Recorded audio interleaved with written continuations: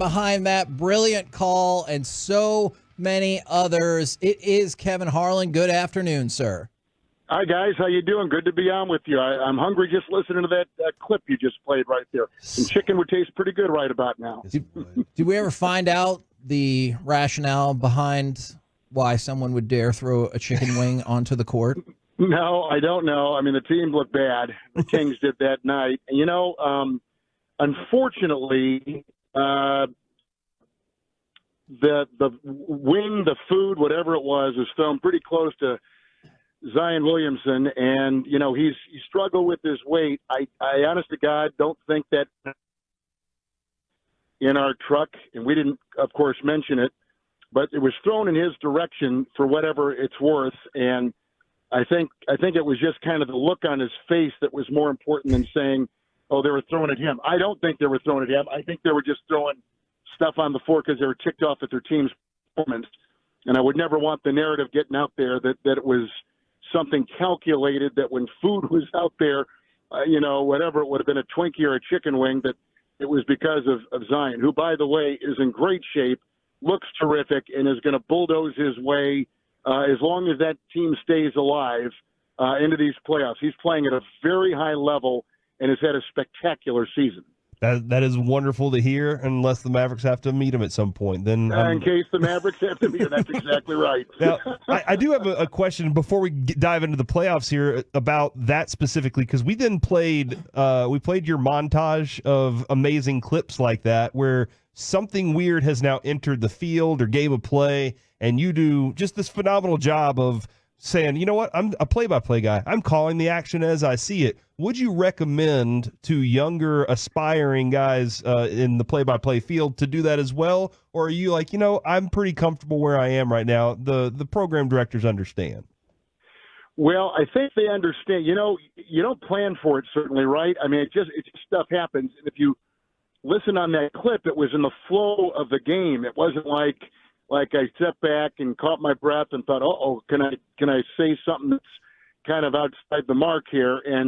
And so I guess, when you're doing play-by-play, you're so in the weeds and you're so engrossed and deep in what you're doing that anything could happen, and you just kind of let it fly. And quite frankly, that's unfortunately probably happened to me too many more times than I care to admit. But that kind of is the way it is. It just kind of happens in the flow. Here's the guy driving in, something's thrown on the floor, 46 seconds to go. It looks like a chicken wing or whatever I said. And so, I am always a big fan in play-by-play of rhythm and pacing and that whole thing. I think it captures the speed and the grace and the fluidity of the game. Others are not like that. There's no right way. There's no wrong way. Just kind of what I guess I'm wired for. So would I suggest it to a young broadcaster? No. Here, I was just thinking of this the other day. When we're doing games and it's all, off the top of your head, right? Like, I mean, you're just calling what you see and stuff just kind of comes out. And sometimes you listen back and you say, what did I just say? Where did I get that word? How did I come up with that phrase? A lot of time, you're so concerned about not saying the real wrong thing, which can get anybody in trouble and in a lot of cases fired. So I would say don't do it. I don't go into any game thinking anything weird's going to happen.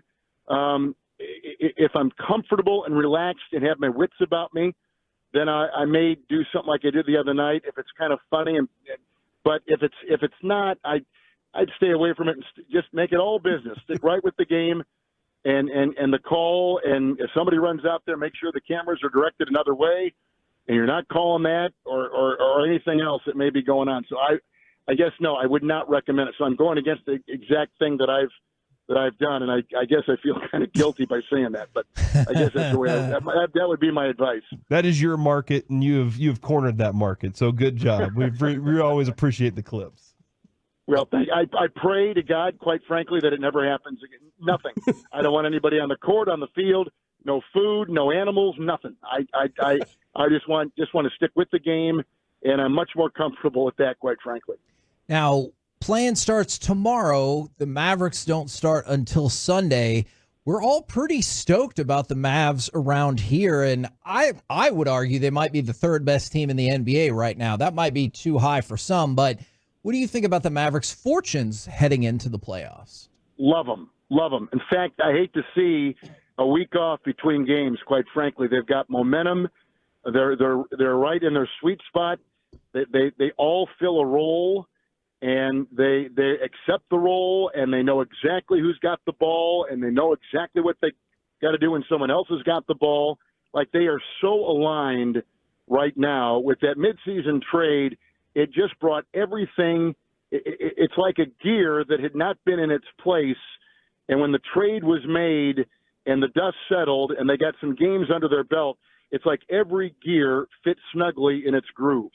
And that's kind of the way I see the Mavericks. We've done them about 3 or 4 times here since the trade, and every time I watch them, I'm just amazed at how cohesive they are, how even the egos, when they know they've got superstar talent, will often defer.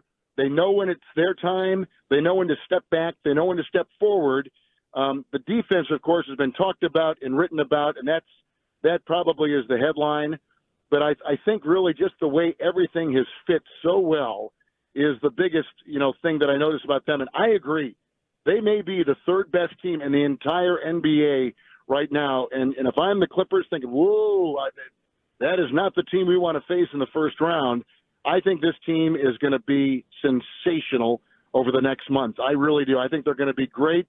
And then you don't know what happens when you get further on in, injuries and all the things that can build up. But, man, as of right now at the starting block, I am really high on that team and high on everything that they have done. High marks in every category. They've checked every box. Did you, when the trade was made for Daniel Gafford, a lot of us were kind of like, we got to go look up some stuff here. And a lot of people were like, oh, okay, I'm not really sure. We were interested in it. Did you think this is a perfect fit for him, or was it just kind of, that's another trade that's happened whenever it first went down? Well, when you see the name, the first thing you do is you go back and you start looking at some statistics and what he's done, how many games he started, kind of system he's played in, who's he played with, and he really has been, he came from a, kind of an ordinary situation, right? Right, yes. Yeah, so he's a guy that flourished in the system with a lot of volatility and turbulence around him, and now he comes to an organization that has got some stability.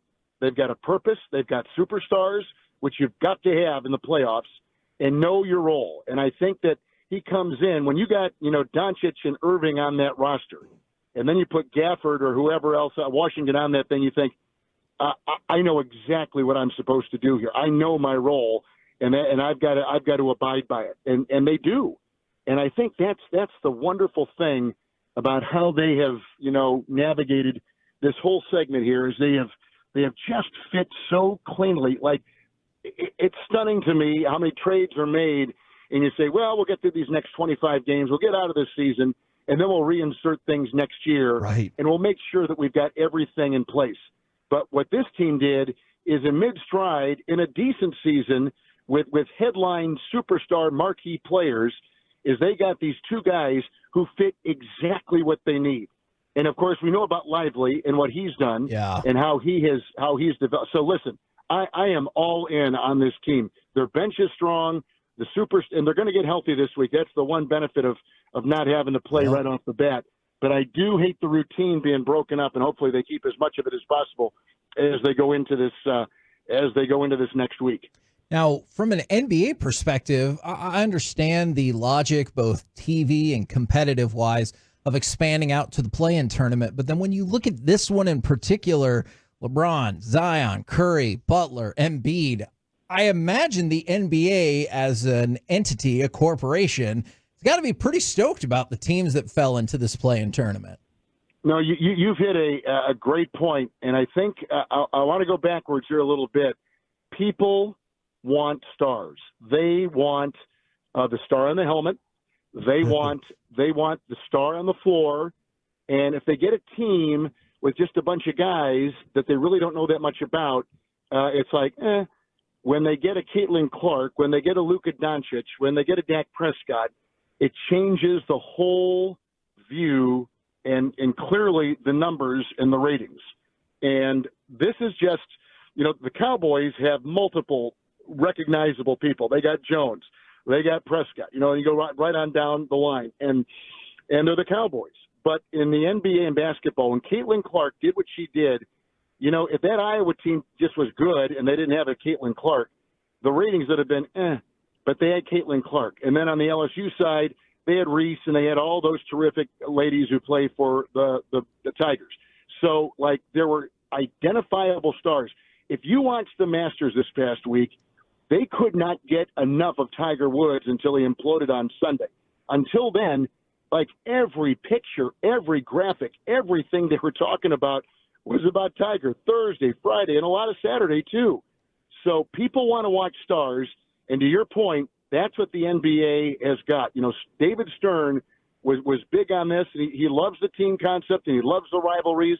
And maybe we have a little bit more of an emphasis on that now than then. But people wanted to see Ewing, and they wanted to see Jordan, and they wanted to see Barkley, and that's carried on through with Kobe and Shaq, and now it's Doncic and Irving, and it's Williamson, and it's LeBron, and it's AD, and it's all these guys that are now going to be on our TV sets from now until, mid-June. And people want to watch stars. So with the betting thing being what it is, and that has certainly raised the entire level of ratings that we're seeing, the betting thing has boosted this as much as just interest alone. I mean, these ratings for these playoffs in the NBA and into the month of June with the finals, I think will be some of the best they've seen in a long, long time. You did mention the Masters. I was curious your general thoughts as a professional about Vern Lundquist, because obviously very beloved figure around here. He was signing off from Masters coverage this weekend. Well, Jim Nantz runs that broadcast because of his longevity, his expertise. He's probably the best. He is the best host that TV golf has ever seen. And as some people may know and some people may not, he has a reverence for the people that have preceded him. As he always says, we stand on the shoulders of people before us.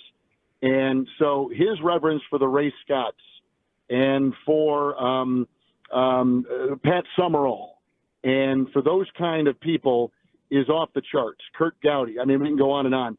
And so when you've got a legend, an icon who is on that Mount Rushmore like Vern Lundquist, I knew that Jim and the CBS crew would have something prepared that was special and poignant and emotional and sensitive. And he hit all those marks. And hearing Vern's voice at 83 on that broadcast, it just feels as natural as looking at the azaleas. You expect the voice to go along with the pictures and the pageantry and the incredible views in golf that we see, at this time of year from Augusta. So I love that. I'm more of an old school broadcaster. So those voices of Scott and Vern and Summerall, those are the voices I hear in my head. Mm-hmm. Some people hear other kind of voices in their head. Those are the voices I hear in my head. And we all try to emulate them in some form or fashion, and we all fall woefully short. But those are the voices that we'll live with until the last broadcast we have. Kevin Harlan here with the K&C Masterpiece on 105.3 The Fan. And I'm looking at this basketball playoff run, and I guess maybe it's just me, and maybe it's my nervousness. I just feel like Jokic is inevitable, and you're at some point going to have to play the guy that sometimes he looks like he lulls you to sleep, but then you also right. have to watch everything he's doing because while you're asleep, he's going to pull one on you. It is the run that he's had is in this NBA run here. Can you talk a little bit about what he's done and how you still fear that guy in the playoffs? Well, these European players, and I'll go with Dirk, and I'll start with him. You can go back to Drazen Petrovic, but really Dirk, with the longevity, the Hall of Fame career, the titles, like everything he's done, was kind of, it wasn't a precursor because we've had foreign players before, but he really, kind of got this, really recognizing the incredible talent that is fostered in Europe. And so Jokic comes out of that whole philosophy, and yet you go back to the 60s and 70s when Larry Brown and Hubie Brown and Mike Fratello and all these great Louis Carnesecca, like all these coaches went overseas and gave all the knowledge to these coaches in Europe.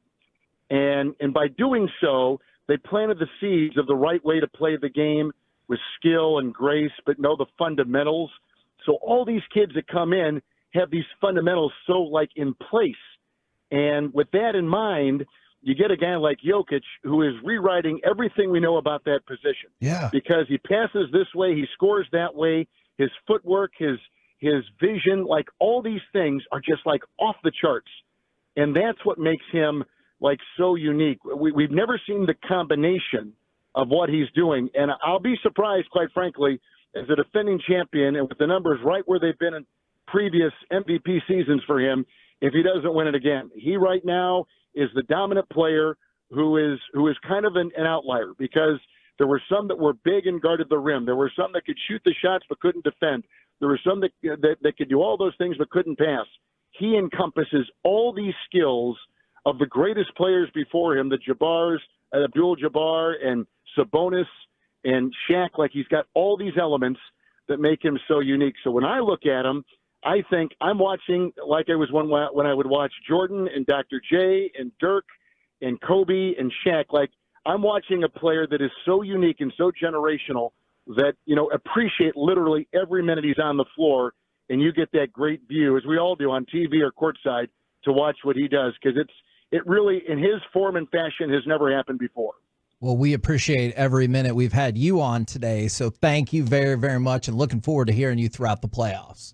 Thanks, guys. Always a pleasure. Take care, and I look forward to our next conversation.